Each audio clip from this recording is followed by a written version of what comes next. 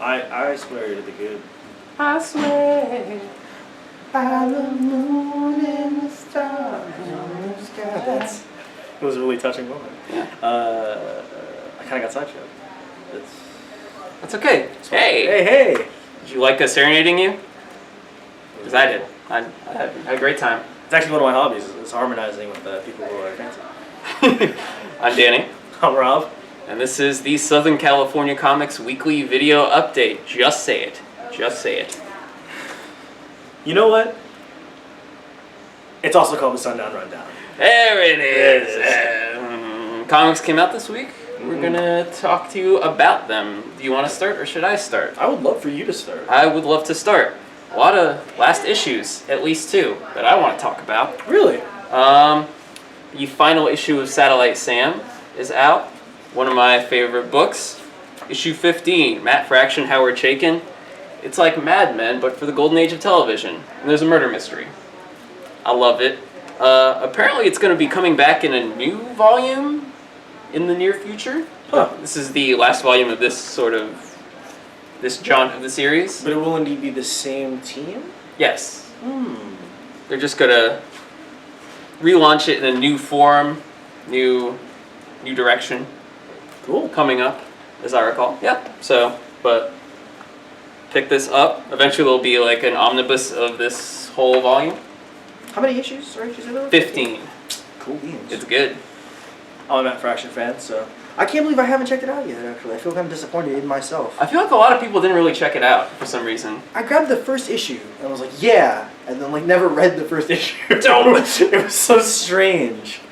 But yeah, speaking of people that I'm a big fan of, and I believe who we frequently offer praise to on this show. I love him. Our boy, Grant Morrison. Gramps Morrison. 18 Days. A new comic for... They're a new publishing house, right? Graphic Indian? I don't even know it. I want to say they just launched their line, and they got like a bunch of big names to work on titles. What's most important, though, is that it's Grant Morrison working on 18 Days. And with Grant Morrison's stuff, I find he has a really good eye for picking artists who complement the story material. Like, I've never read a series that felt like there was a large disconnect between what was happening and what I was supposed to be feeling about it. And in this case, I feel once again hit the nail right on the head. Indian mythology, sort of a high concept type story. The art is by Jeevan J. Kang.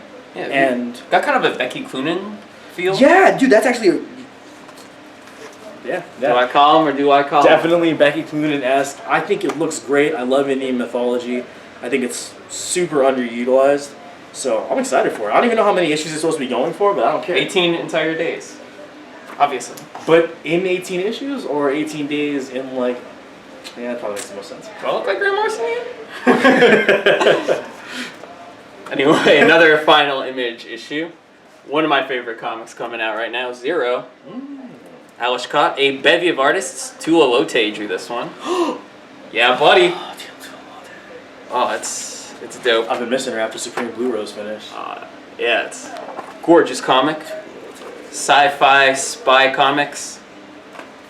Is issue 18. Will she not be on anything else? I think she's doing something in the near future, but I don't know what. But yeah, Zero. It's great. One of my favorites. All right. Now, another new title that I've been just anticipating for so long. 8 House, Arclight, #1. So the premise behind 8 House is that all of these happen in the same universe, but different creative teams will be writing different stories that all are interconnected. That is beautiful. I have already been all about like Vertigo Quarterlies. Image is also going to be doing a similar magazine style Island. Yep. So for them to have one that's a very, very direct connection between different creative teams working off one another, building a universe together, that is what I think is just the most phenomenal part. Like, there's something inherently, I think, awesome about watching people come together and seeing visions unite. Also, there's just something inherently amazing about this comic. The story is by Brandon Graham, and the art is by Marion Churchland. And I gotta open this up because... Let's do it. Where's that goose page? It looks great. Oh, It's a great looking comic. Oh, actually, I really want to show this page off. 'Cause that's Great colors. great. Seriously. Show the fine people at home. Phenomenal colors. Like, I don't know. You don't see. It actually kind of reminds me a little bit of Emma Rios' work on Pretty Deadly. Kind of Little bit. crossed with. Have you ever played the game The Yogg on PC? No. You absolutely should. Oh. This is a conversation for another time. But if you play the game The Yogg, the artist on that, she also does a series of short comics that are sort of surreal and creepy on her website. I wish I could remember her name right now. Is that Emily Carroll? What's up? What's up? What's up? Yeah. Yeah. God, damn, you're too cool. It's not fair. How did you get to be so cool? I spend way too much time on the internet. Beautiful. Omega Men is a new comic. It is. This is number 2 of the series based on a DC property that nobody really cares about. Right. So you can do whatever you want to it now. This is by Tom King, who co-writes Grayson. Right. Is writing the upcoming Vision. Check out that cool propaganda style cover. It's weird. Kyle Rayner is in it. The Omega Men are sort of like, in this version, imagine if the Guardians of the Galaxy were kind of terrorists, or at least renegades. Yeah. Yeah, really cool art by a person whose name I do not know. Barnaby Bagenda. What a great name. I know, right? Yeah, it's a Fun cool, to say. It's a cool book. It's a sleeper hit of the new 52. Or something. Or something. Or something. What you got? Another hit for the new DCU U52. Another great book. Midnighter. I know a lot of people think Midnighter is basically just Gay Batman. Batman. Couldn't be further from the truth. No. This series is good. It is great. I just from one issue was like, yeah, I'm on board all the way. Let's do this. I'll never want to stop. And this is as someone who is only marginally familiar with the Authority comics. I think I own all of like one series, and it's because it's drawn by Dustin Wayne. I have so much to teach you. I know. That's a pretty fun one, though. Yeah, what's it? Who's the writer on that? Is it? Ed Brubaker, I think.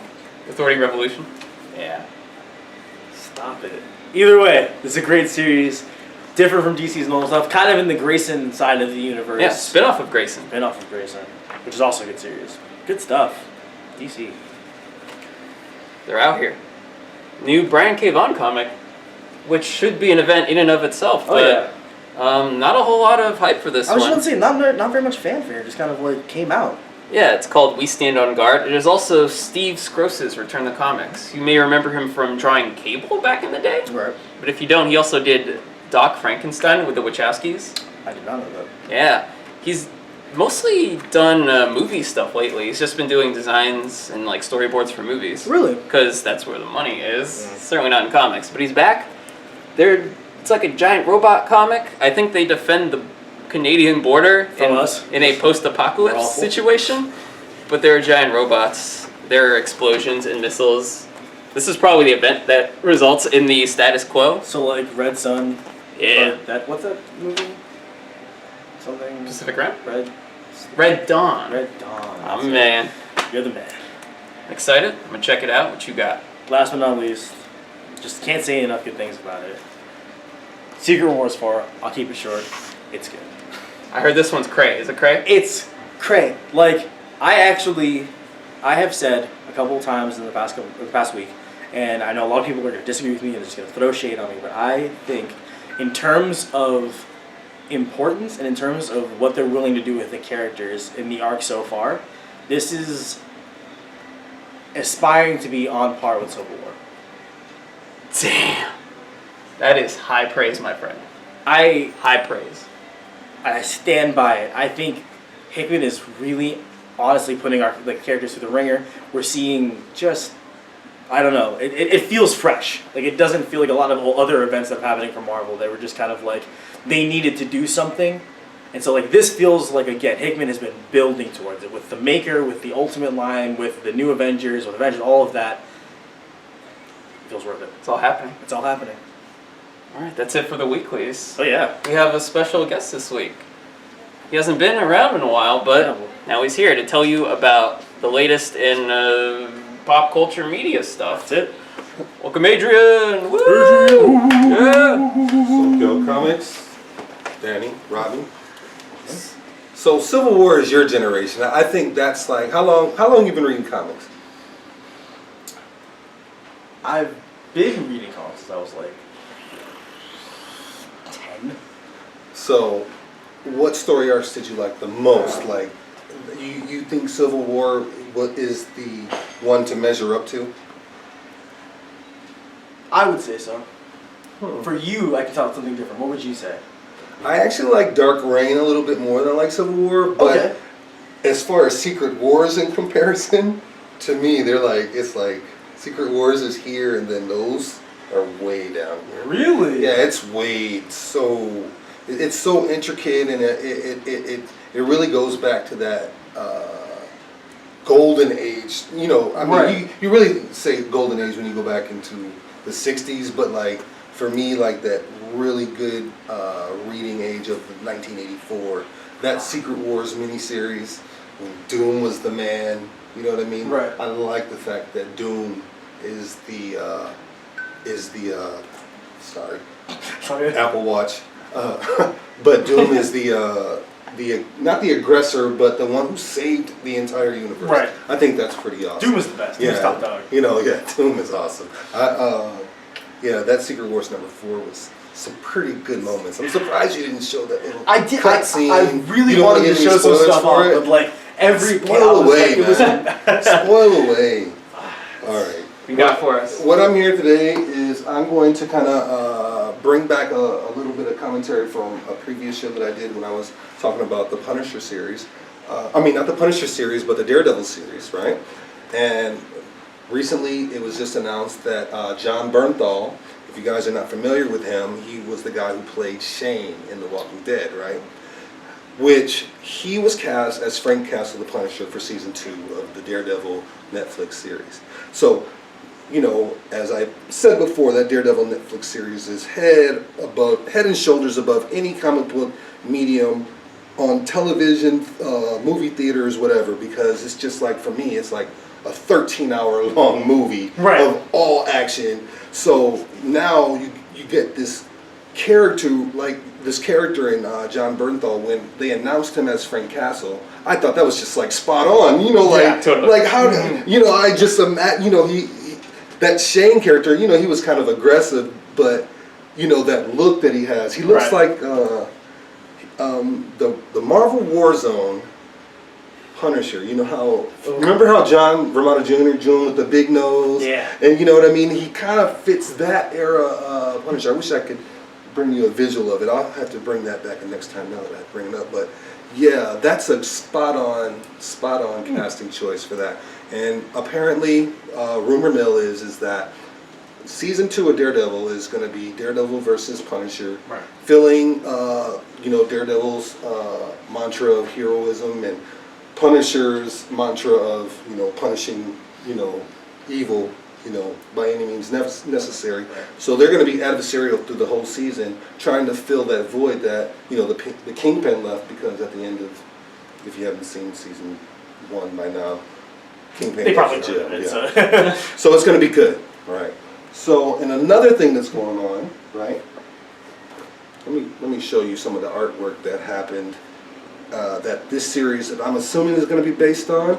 It's done by Frank Miller and Klaus Johnson. It was in, my boy. I love that dude. yeah, he's good. Some of his later artwork was kind of phoned in a little bit and kind of blocky, but during this era, it was pretty effective. This was from Daredevil Volume 1, 183 and 184. It's the classic Daredevil series. If you really want to read it, it's what made Daredevil popular. And some of the artwork in here is, you know, pretty crime noir. You know, if you look at it and you can see it, it's pretty graphic, and you know, that's Frank Castle, the Punisher. What they're going to do, I'm assuming, is they're going to just be battling for the streets of New York. And that's going to be a pretty good run. Yeah. Also, recently, they're going to re-release Days of Future Past, the 20th Century Fox version for the X-Men movie. They're releasing a road cut, which is supposed to be 90 extra minutes. Not of behind-the-scenes content, but extra story that they saved because, you know, obviously in the original release. Right. Rogue was barely in the movie. Like, I think she didn't come into the end. But Literally just like a cameo. yeah, but apparently there was a side mission between Rogue, Iceman, and Magneto that they, pieced together, and they're going to release it.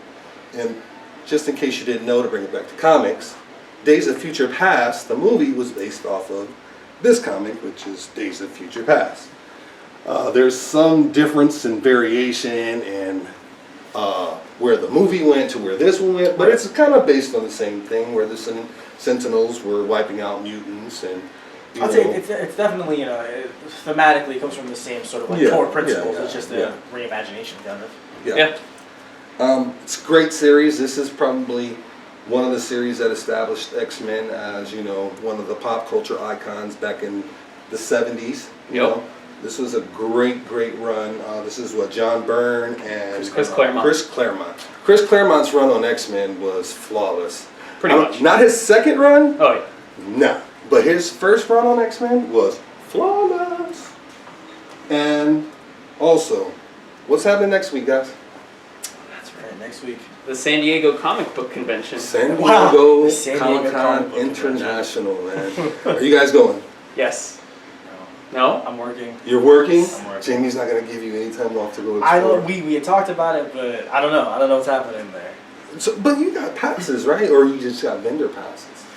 Once again, You don't know. I'm a little bit in the dark on this. Well, I'm going. I'm going to be in lines for every panel that I can think of going. It's my biggest event of the year, every year.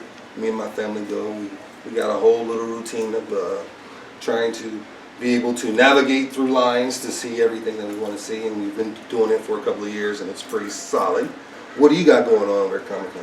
I will be wandering around and generally hanging out. No. Your stuff, right? Yes. You're gonna be... I'm sure I'll sell some comics out of my bag. So if you see me, say something, and I will sell you stuff. He's the guy selling comics out of his bag. You'll see him. It'll look shady, but it's legit. Yeah, it's legit. It's legit. Lose your city. Unless you see him in handcuffs. Yeah, Then it wasn't legit. We were wrong. I was really kind of bummed that Marvel Studios kind of failed. Yeah. But what's going on is that means that Warner Brothers and DC have really upped the ante. They're going to be showing a lot of footage from. I was just seeing online where the whole cast of Batman, Superman is going to be there. Right. Whole cast of Suicide Squad is going to be there. Yes. Which, I was a lot more. I'm really excited about what Marvel Studios has got going on. Okay. But they've established so much. I'm really kind of, excited to see how DC is. Warner Brothers is going to get into how this they counter fray. that, right? And they have to. Competition breeds great storytelling in a way, and I think that we all benefit because, aside from giving them the money, I don't care about the money of the tickets and everything. Right. This is something that is going to influence generations because, when we were growing up, we didn't have all the media attention, beautiful movies. We just had basically cartoons and and look how that affected us. So think about the kids now that are super hyped with every medium they're seeing right now being superheroes. They're probably going to wipe out all other religions. You know what I'm saying? Probably about 2,000 years from now, they'll Church of Batman. I'll belong to the Church of Ra. I don't know who I would pick, man. I don't know if it'd be Spider-Man. I want to be the good guy. Ah, man, that's a hard church to follow, though. I'm wearing the House of Elcrest all the time. Superman? Yeah, man. Soups is my boy. I think my favorite graphic novels are not mainstream universe, but like Superman Birthright, Superman Secret Identity, stories that really tie to the whole like his intrinsic good nature. Mm-hmm. I love it. So I'm a sucker. in this future world, who would be your church god? I guess the Church of Heroes for Hire. Heroes for Hire. So that'd be like Luke Cage, Iron Fist. Iron Fist. It's about friendship. I wish I had thought of the Iron Fist because that's. I'd want to be somebody tough yet. Iron Fist would be the best. Now that and you get the high collar and the low V-neck. Get to learn Kung Fu. I'd be Church of the Punisher, man. I think I'd toe the line between being a really decent guy, but just. You get stuff done. If you're evil, I'm taking you out. It's a great symbol. I mean, it's a great symbol. I'll put that on a shirt. I actually like the Punisher symbol. Churches. The Punisher symbol for me, I I don't know which. I like the darker rendering, the more realistic skull, rather than. But just the straight blocky lines, right? I think that symbol right there is, out of a lot of superhero symbols, is probably my favorite. It's so identifiable because, as we already said, it doesn't matter what rendering is. It can be the more stylized blocky one, it can be a more realistic one. Yeah. You know the Punisher. This is Iron Man. I mean, obviously, they just came out with that with the movie, though. They never did anything right. This actually glows in the dark. I get up early in the morning, right? I get like 4 in the morning. I was putting on my shirt and I was going down and the lights off. And my chest was glowing. I was like, oh shit, I'm Iron Man. That's awesome. All right, that's my. All right. So. Well, thank you for joining us as always. We'll see you next week. Will we be doing this next week? Will we not be? Oh. Comic-Con. We won't be doing this next week. After we're coming. I'll be here the following week. We'll take a little break. Whoa. Yeah. It's crazy. It's good to take breaks sometimes. Yeah. Otherwise, you'd get sick of us. It's not like you're going to have time off. You're just not going to be doing this. You're going to be sweating over there and dealing with customers. I'll be sweating here. The team that's being brought over there is almost entirely female, I believe. Oh, really? It's Jamie and his ladies. Oh. Jamie's Angels. You're not pretty enough to have up there selling comics, dude? No, I'm not pretty enough. Oh, that's messed up. All right, that sucks, but we'll see you guys next week. Peace out, SoCal.